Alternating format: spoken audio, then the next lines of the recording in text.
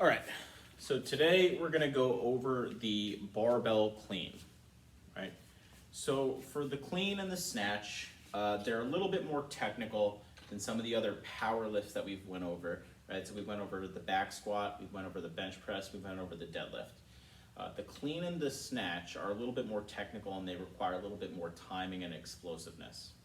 The first thing I'm gonna do for the clean is I'm gonna demonstrate what a hang power clean looks like. For you guys learning, right, I think the hang power clean is the easiest variation to learn, right? So we're gonna start with that. So first I'm gonna demonstrate. After that, I'm gonna break it up into two pieces because I think it's helpful to just see it broken down into two pieces, then we put them together, right? So if you're at home, obviously you're not gonna have a barbell, so you could use any sort of dowel or broomstick in that case. For people learning, all right, we do have a broomstick that we often use as well, and that will work for now. Okay. So let's start with the clean and what it'll look like. It's gonna look something like this. Hang means it's gonna be above the knees usually, right? So the bar is gonna start above the knees. I've got that spinal alignment and that thoracic extension that we've talked about for a deadlift, right? And from here, right, in one explosive movement, I'm going to get the bar into what we would call the rack position, or the front rack position, okay? So the front view is gonna look something like this. Excuse me, let the camera just pause for a second. So the front view is gonna look something like this, and up, okay? So let's break it up into two pieces. How do we move the bar? We move the bar by going through some explosive hip extension, right? So that should look something like this, where that bar is in the hang, right? I've got a good grip on the bar, however, my arms are very relaxed. My grip is firm, but my arms are relaxed. And simply all you're gonna do is go through what we call a hip extension, a fast hip extension, jump and shrug. So it's, right? I am not pulling on the bar with my arms whatsoever, right? The bar moves because I'm going through this hip extension. So I'm here extending my hips fast, forcefully, right? In addition to my knees and my ankles, and shrugging. And that's what's moving the bar. So it looks like this, right? So typically what I tell people is do like 3 sets of 5. So right now, take some time, pause the video, do 3 sets of 5 and see what it feels like. Again, do not pull with the arms. So once you've done that, come back. I think it's helpful to get a feel for the rack position. So this is the rack position. Where should my grip be? For most people, right, it's just outside the knurling lines, giving your shoulders an inch or two, giving an inch or two outside the shoulders with your hands, right? Tough view, right?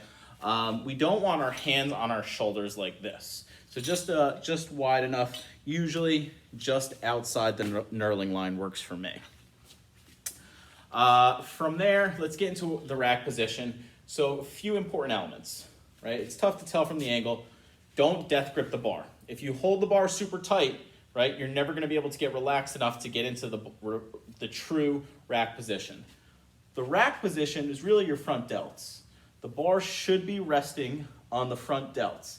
It shouldn't be resting on your collarbone, and it definitely shouldn't be resting in your wrist, because what happens is eventually your wrists are gonna bend backwards, and it's just gonna simply hurt your wrists. So it should be resting on the front delts, right? Like so, like so. In order for our delts, right, in our rack position to be there, you have to have your elbows up. You can't have your elbows down. It's really hard to establish a rack with the elbows pointed downward. My elbows need to be up to create a rack position. Do they need to be perfectly up? No, right? For some people, they have a good rack position with the elbows here. Some people have the elbows all the way up.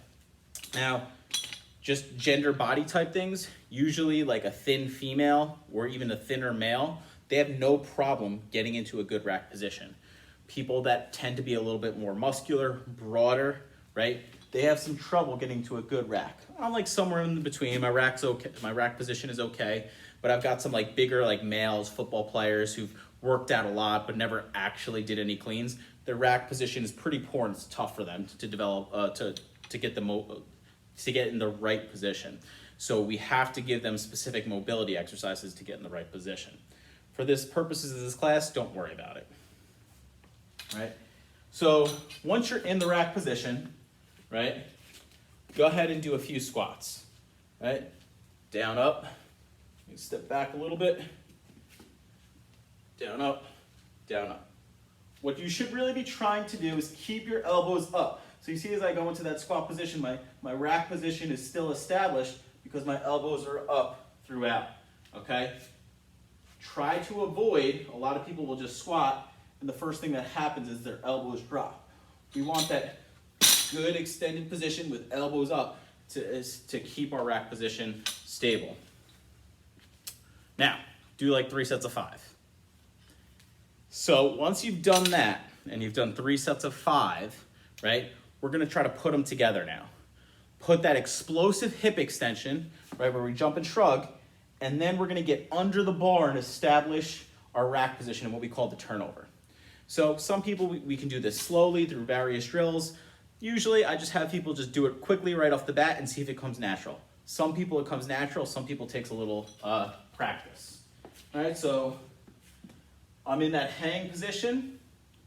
I'm going to do a clean by going into that triple extension and then getting to the rack. So from the front.